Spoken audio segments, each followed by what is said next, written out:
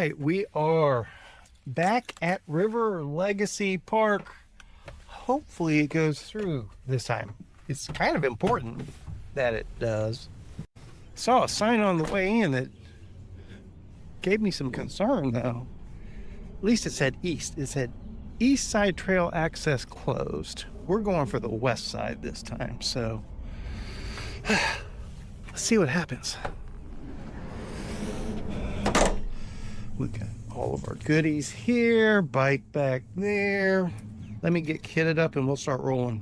All right, we are rolling. So last time we were out here,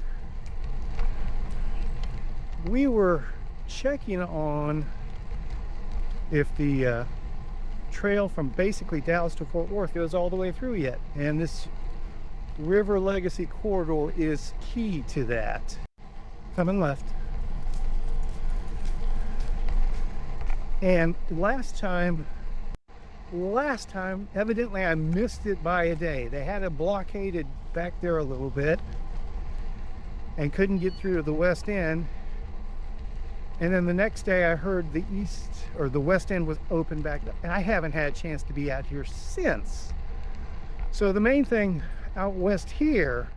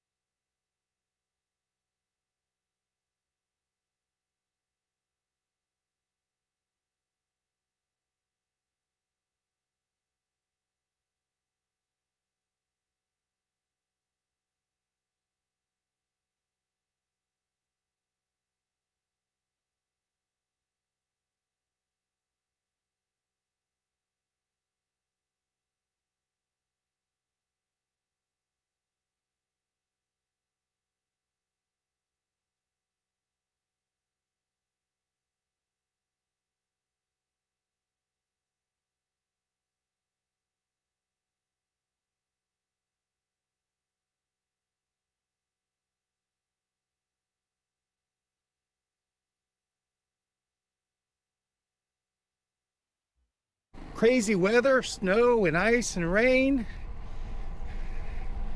And then we had to go to California to scout the TUBA trail. Between all that, basically lost a month.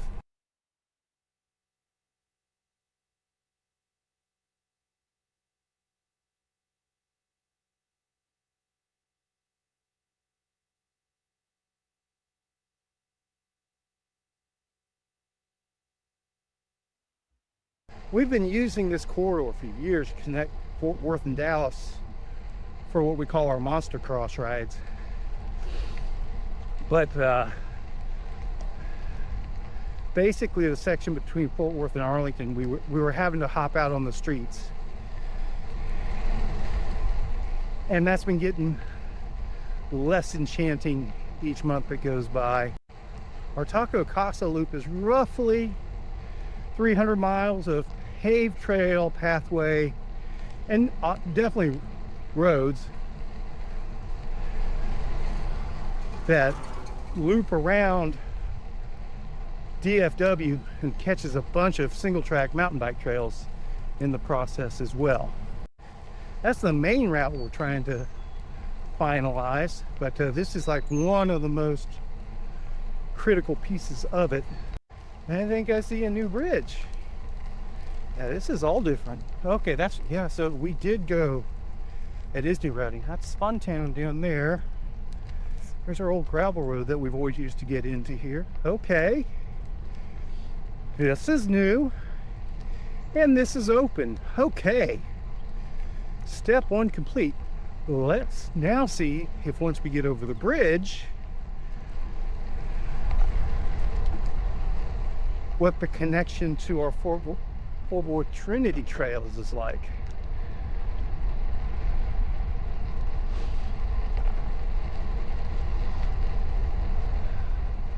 All right, it doesn't just end here.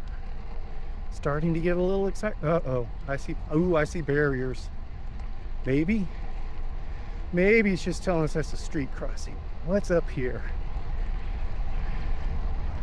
This is the part this is definitely the part I was concerned about. What's on the other side of this road?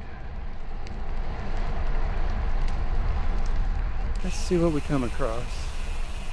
No motor vehicles. Well, it looks, maybe. It looks like we got stuff over there. I'm getting super excited now. We've got crosswalk, push button, turn warning on. Warning lights, not lighting. And there we go. Warning lights are flashing. All right, we've got trail here. It's getting better by the second. Yeehaw.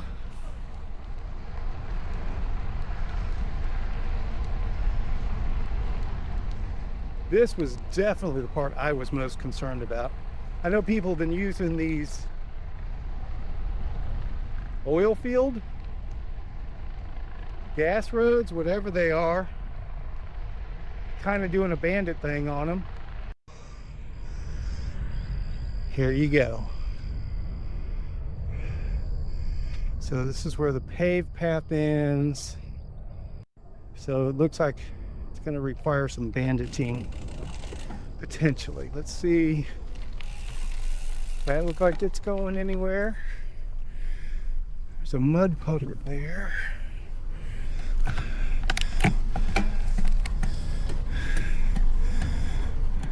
Nothing said close, do not enter.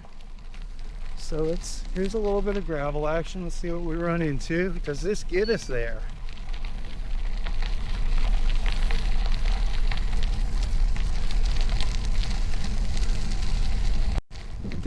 I'm not sure what's doing what here. Definitely some heavy equipment over there. So far I haven't seen anything that says we can't be here. This is officially a ramble now. A little bit of a low water crossing. This might get a little slimy.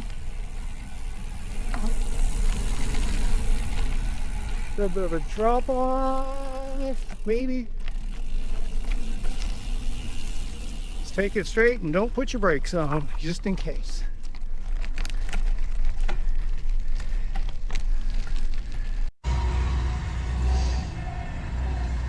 Another low water crossing.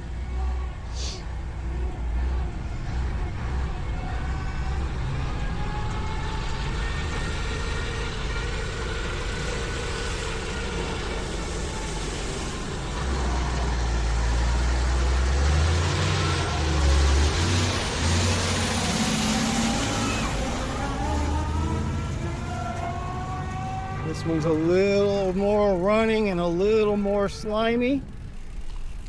Let's hope we don't do anything stupid here.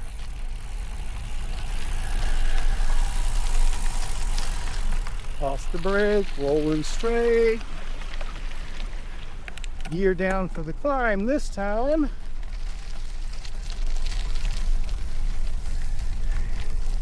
The V came from the right, but our road looks like it fades left. Maybe. There's a road over there too. I don't know. All right, a little over 3.5 miles from where I started, and we made it through the construction area to the new neighborhood, which I assume the construction area is going to be more new neighborhood. And then we'll cross the road up here. And unless there's new paved trail up here, which I don't think there is, but there could be, I suppose. It's just a short little run through an older neighborhood, which we've been using for years. And then we'll be on the Fort Worth part of the Trinity Trail. So, looking good so far. No signs, no barricades, no gates. We'll shoot for a 90-ish minute ride today, maybe. At a super casual pace, because I am way out of shape. Yeah, we're doing barely zone 2. high zone one. That looks like an interesting little dirt offshoot there. I don't remember that in the past. Now, the last time I was out in this section, it wasn't the last time I was at River Legacy, but the last time I rode this section, I think it was just up here. There was a bridge section that the bridge itself, even though it's elevated over the pathway, is higher than the pathway. Yeah, I think it's this bridge up here. The bridge itself was just covered in mud, but there was no mud on the pathway. It was really weird.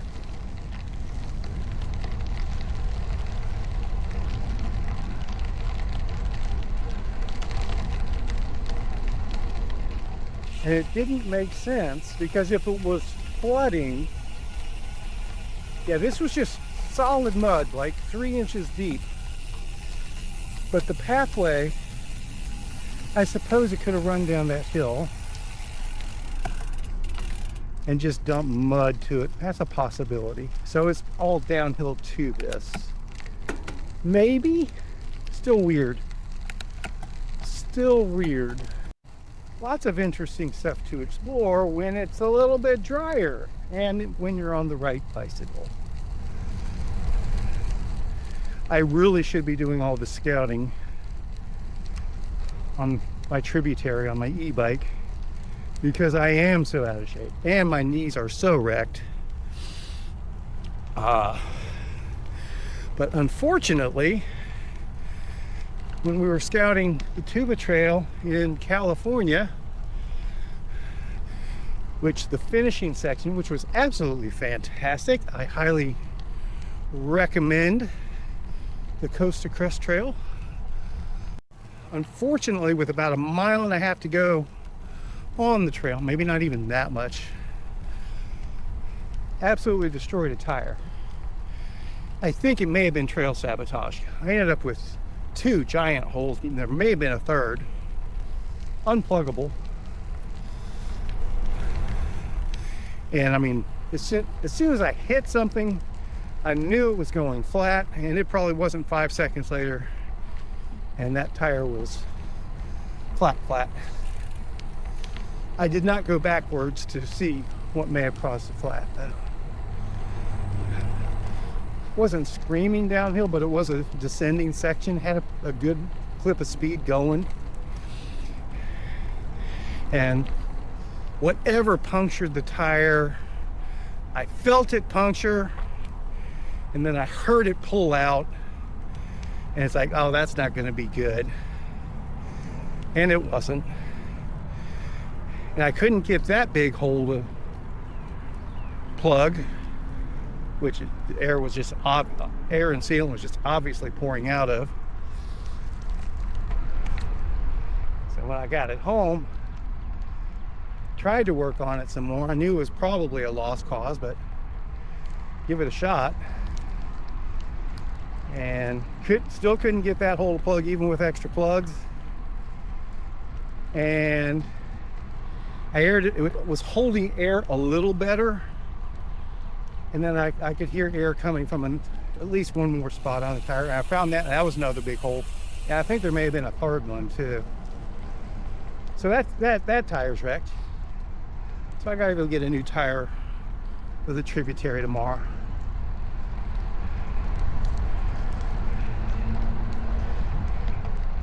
And for big boys like me on big bikes like that, I'm pretty sure I want a true e-bike tire,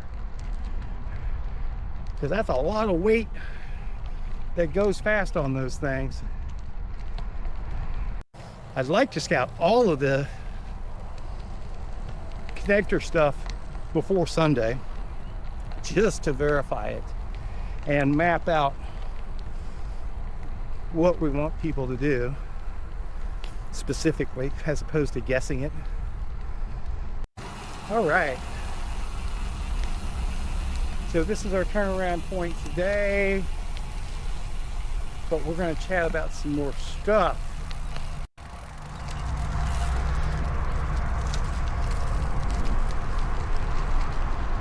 Computer's saying it's time for a drink. Let's get our drink. For those of you wondering, yes, I still have the state Steel All Road version 2. And the more I ride this bike, the more I like it. So for those that are wondering, I am still a fan of my state. The only thing I've really changed is the saddle. I'm still on the 38mm tires on it too. I know I want to change it to, I think it'll supposedly take 47s. So I know I want to go with a little bit more aggressive tread and a little bit more tire, and maybe make this just my primary gravel, do everything right. I say that this is essentially my road bike. I mean, I'm not a true roadie per se, but like, you know, doing a lot of pavement, like paved pathways or the neighborhood rides. These 38s that came with it, once I made them tubeless, they've been pretty good all around tires. I've been pretty happy with them. Yeah, I've taken them on gravel and single track and stuff. I mean, ideally you would want something with a little more chunk to it, but I've been getting by on them. So yeah, still a fan of the state. Definitely still a fan of my Tributary. That's one that I plan to get a lot more use out of. We have updated our fleet of motor vehicles, the Spinistry mobiles, and they're very useful on our going to California trip, or our Tuba Trail. We used to call that route the going to California route. Sorry, the Tuba Trail, California section. So we have the ProMaster van, which is the main Spinistry camper van slash work truck slash event vehicle slash chuck wagon, but it's not a scouting vehicle.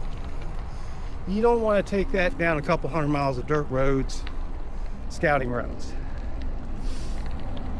So we also took my lovely bride's brand new Jeep Wrangler. She traded in her Subaru Outback, and I sold my pick 'em up truck, which was my main scouting vehicle, but I also did a good bit in the Outback as well. And that's the new 26 Wrangler. I'm very, we had a 19 or 20 JLU, which we were less than happy with. That's an interesting setup. What have we got going? Holy moly, I don't want to know.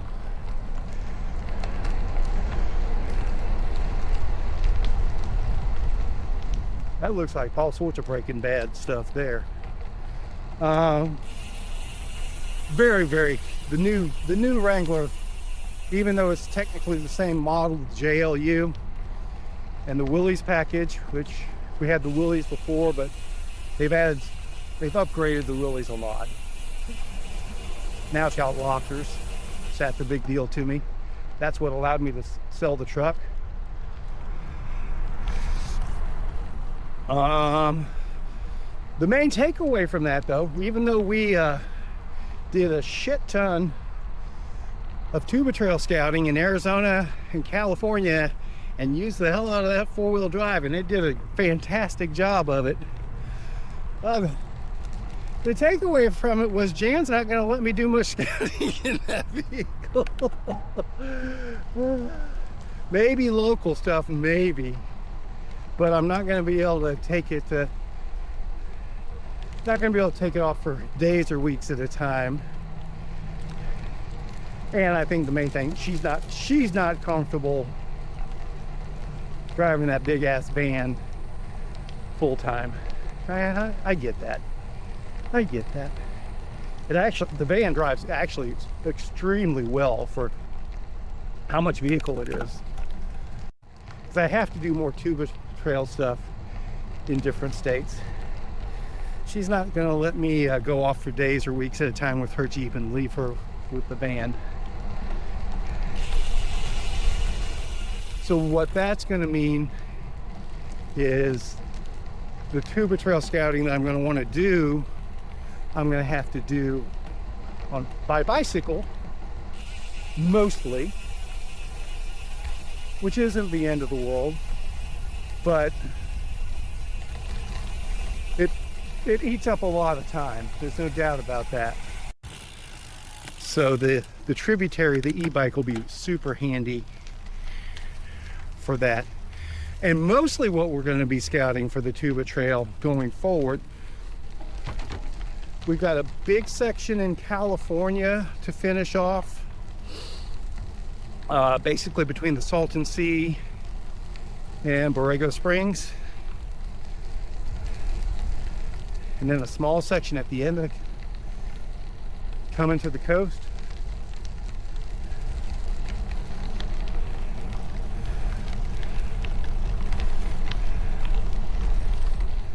Morning.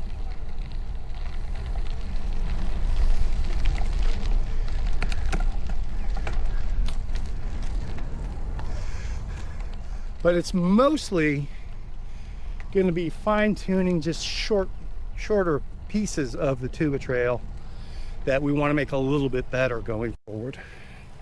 So we'll be doing meetup rides at different states, different sections of the TUBA trail. Get groups out there to check out sections. I don't know. Y'all tell me.